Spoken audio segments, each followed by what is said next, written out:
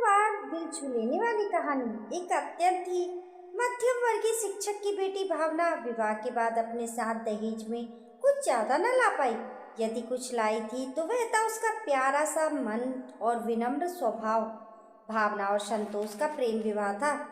वे पिछले 3 साल से एक दूसरे को जानते थे। भावना को जीवन साथी के रूप में पाकर संतोष तो बहुत ही खुश था, किंतु उसकी माँ यशोदा को अपनी बहू भावना के दहेज न लाने की टीस सताई जा रही थी। यशोदा की सहेली कल्पना के बेटे का विवाह अभी पिछले माह ही तो हुआ था। उसकी बहू दहेज में बहुत कीमती सामान लेकर आई थी। उसके आने के बाद तो कल्पना के घर का नक्शा ही बदल गया था। कल्पना की शान शौकत देखकर दहेज की लालसा ने अनजाने में ही यशोदा के अंदर प्रवेश कर दिया था। उसी चकाचौंध में उसकी आंखें अपने घर के लिए भी वही कल्पना कर रही थी। घर के सामने बड़ी सी गाड़ी, अत्यंत कीमती वस्तुएं और खूब सारा पैसा। पर हो गया यशोदा की इच्छा के एकदम विपरीत। संतोष और संजीव दोनों जुड़वा भाई थे। यशोदा अब ये सोच रही थी कि संतोष ने तो प्रेम विवाह किया है, लेकिन संजीव का विवाह किसी संपन्न परिवार में करूंगी। जो मन की मुराद अभी पूरी ना हो पाई वह दूसरे बेटे के विवाह में तो पूरी हो ही जाएगी। इस बार भाग्य ने भी यशोदा का साथ दिया। संजीव के लिए ऐसे ही संपन्न परिवार से रिश्ता आ गया। इतना अच्छा लड़का और अच्छा परिवार देखकर लड़की वाले भी तैयार हो गए। संजीव के साथ रेखा का विवाह भी संपन्न हो गया। रेखा अपने साथ दहेज में बहुत सी कीमती वस्तुएं, आभूषण, महंगी कार और यशोदा के लिए भी सोने का हार और कीमती साड़ियां सब कुछ लेकर आई। इतना कुछ पाकर यशोदा की खुशी का ठिकाना नहीं रहा। पिछले 7-8 महीनों से दहेज के लिए सासू माँ के ताने सुनने वाली भावना सोच रही थी, बाप रे, इतना कीमती सामान, अब तो माँ और भी बदल जाएंगी। फिर खुद ही खुद को समझाती कि वह भी तो दहेज में ढेर सारा प्यार लेकर आई है, बस उसी प्यार से माँ को अपना बनाकर रखेगी। यशोदा का व्यवहार भेदभावपूर्ण था। वे हमेशा रेखा को ज्यादा मान सम्मान देती थी। ये भेदभाव भावना तो महसूस कर ही रही थी, उसके साथ ही साथ रेखा भी महसूस कर रही थी।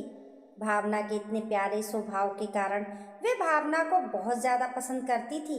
दोनों हम उम्र थी, पढ़ी लिखी थी, दोनों के बीच अच्छा तालमेल था, अच्छी बनती थी, दोनों बिल्कुल सहेलियों की तरह रहती थी। एक दिन रेखा ने संजीव से कहा, संजीव, भावना दीदी कितनी अच्छी है ना, लेकिन पता नहीं क्यों माँ का व्यवहार उनके साथ ठीक नहीं रहता है। दीदी हमेशा हंसती रहती है, खुश रहती है। माँ की बातों का यूं तो वह बुरा नहीं मानती, पर दिल में उन्हें इस बात का दर्द तो अवश्य होता होगा। वह किसी को दिखाती नहीं, पर खुद से तो छुपा भी नहीं सकती ना।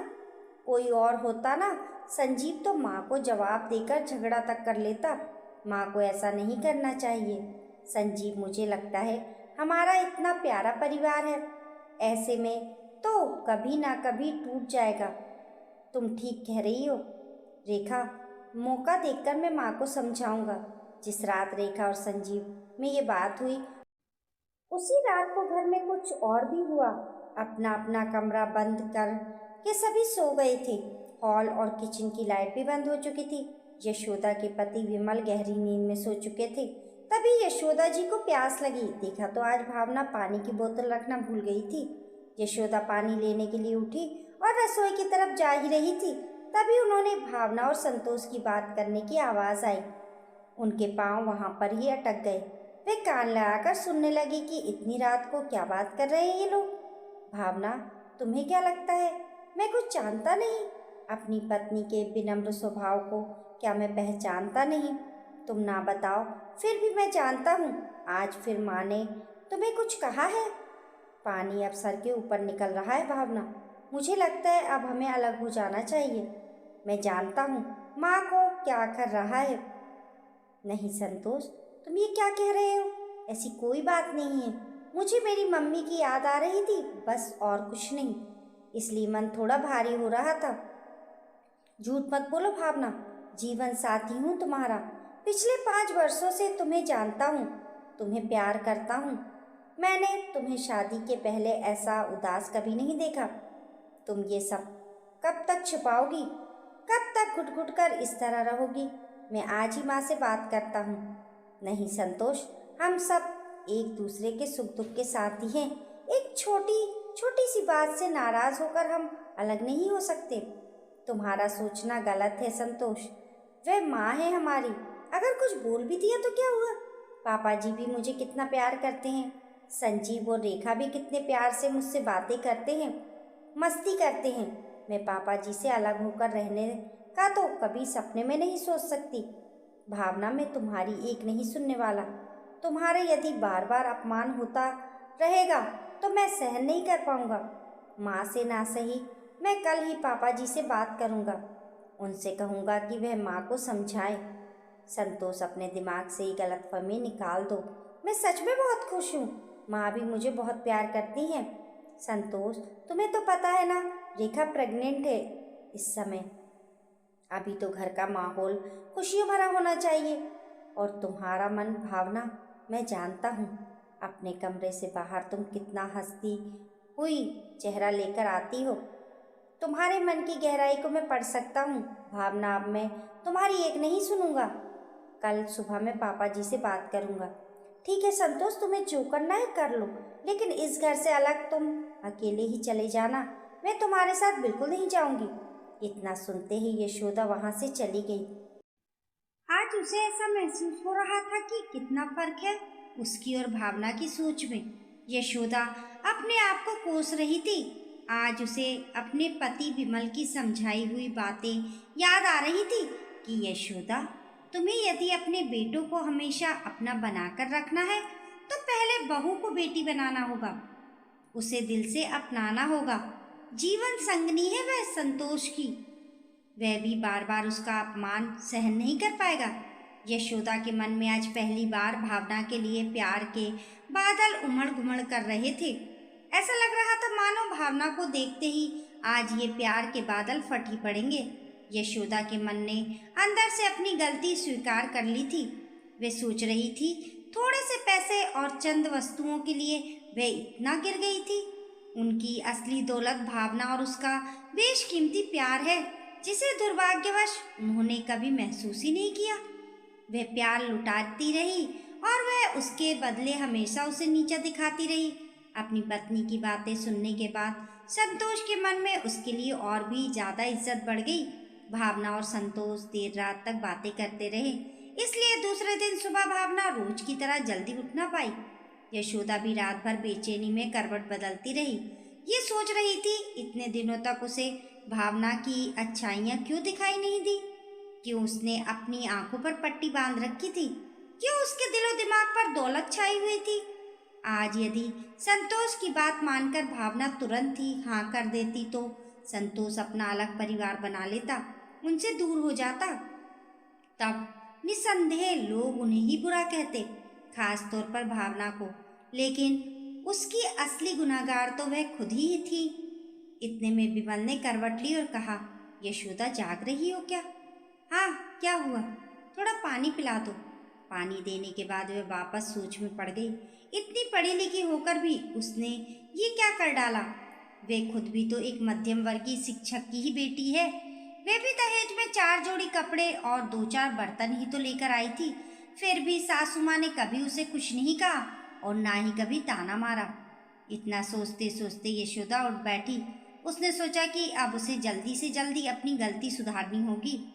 उसका व्यवहार जैसा छोटी बहू रेखा के साथ है वैसा ही भावना के साथ भी होना चाहिए। इन्हीं सब ख्यालों को अपने अंदर संजोए यशोदा सुबह होते ही उठ गई और आज सबसे पहले रसोई में भी पहुंच गई। जैसे रोज भावना सबके लिए चाय बनाती है, उसी तरह आज यशोदा ने सभी के लिए चाय बनाई। चाय की ट्रे लेकर सबसे पहले वह भावना के कमरे में गई और दरवाज़ा खटखटाया। भावना बेटा उठो, दरवाज़ा खोलो। भावना घबराव कर उठी और दरवाज़ा खुला। सामने यशोदा को देखा तो चाय की ट्रे लेकर खड़ी थी। अरे माँ जी, आप? मुझे उठा लेती तो मैं चाय बना लाती। क्यों बेटा, माँ हूँ तुम्हारी, क्या मैं चाय बनाकर नहीं ला सकती? यशोदा की आवाज़ सुनकर संतोष भी उठ बैठा। भावना आश्चर्य भरी नजरों से यशोदा को देखे ही जा रही थी। उसकी आंखों की पुतलियां मानो एक ही जगह अटक कर रह गई थी। और वह कहीं ख्यालों में खो गई थी। यशोदा ने कहा, भावना बेटा कहाँ खो गई? ये लो, संतोष के साथ बैठकर चाय पी लो, वरना ठंडी हो जाएगी। भावना और संतोष अपनी माँ का नया और परिवर्तित रूप देखकर फूलने ही समा रहे थे। भावना को तो मानो बिना मांगे भगवान ने सब कुछ दे दिया हो, ऐसा लग रहा था। ये परिवर्तन एक ही रात में कैसे आ गया, ये सोचने समझने की उन्होंने कोशिश भी नहीं की। अपने अंदर के इस परिवर्तन से यशोदा को इतनी खुशी मिल रही थी जिसकी उसने कभी कल्पना भी नहीं की थी। अपने मन से द्वेष, लालच, भेदभाव, वे सब कुछ निकालकर आज यशोदा बहुत हल्का महसूस कर रही थी। यशोदा को 2 साल लग गए भावना को बहू से अपनी बेटी बनाने में, लालच में लिपटे दहेज के पेड़ को जड़ से खत्म करने में। दहेज में लाए हुए बेशुमार प्यार के बाद भी भावना को 2 साल लग गए अपनी सासू माँ का हृदय परिवर्तित करने में, लेकिन उसने वह किया और वह कामयाब भी हुई। ये उसके प्यार की जीत थी, उसके विश्वास और विनम्र स्वभाव की जीत थी। संतोष सोच रहा था ये भावना का धैर्य और बड़प्पन ही था जिसने इस घर को टूटने से बचा लिया। विमल अपनी पत्नी का बदला हुआ रूप देखकर खुश हुए। यशोदा अब जितना प्यार रेखा से करती उतना ही भावना से करती थी। दोनों बहुओं को एक जैसा मान सम्मान भी देती। एक दिन यशोदा ने विमल से कहा, विमल जानती हो, जिस वक्त मैंने संतोष और संजीव को जन्म दिया था, मैं तब जितनी खुश थी ना, उतनी ही खुशी आज मुझे भावना और रेखा को पाकर होती है। पहले 2 बेटे और अब 2 बेटियों को पाने की खुशी। ये तो बहुत ही अच्छी बात है यशोदा, तुमने मेरी बात मान ली। मैंने जो भी समझाया तुम समझ गई। तो देखो आज घर में एक और बेटी का जन्म हुआ है और वह खुश है। ये हमारे पैदा करने से आती है और यदि इसे संभाल कर रखो तो ये कहीं भी नहीं जाती, हमेशा हमारे साथ रहती है, जो हमें शक्ति भी देती है।